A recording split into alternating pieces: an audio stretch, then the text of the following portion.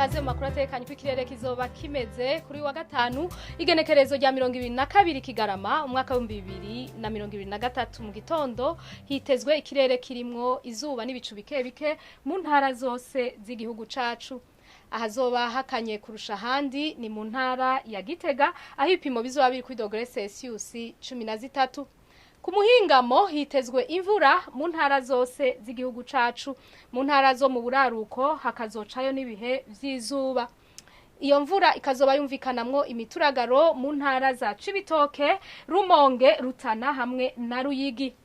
Ahazoranga ubushuhe kurusha handi ni mu ntara za Bujumbura, Cibitoke na Kirundo aho ibipimo bizoba biri kuri dogere Celsius 28. Ejo mu gitondo izuba rizoseruka igihe cy'isaha 11:51 zo mu gitondo rirenge igihe cy'isaha 12:10 zo ku mugoroba. Amakuru atekanye ikirere agarukiye ngaha mwayateguye n'ikigo ca Ijebu kijejwe ivy'ibirere nayo Nadia Ndayizenje nayabashikirije mwakoze kuyakurikira.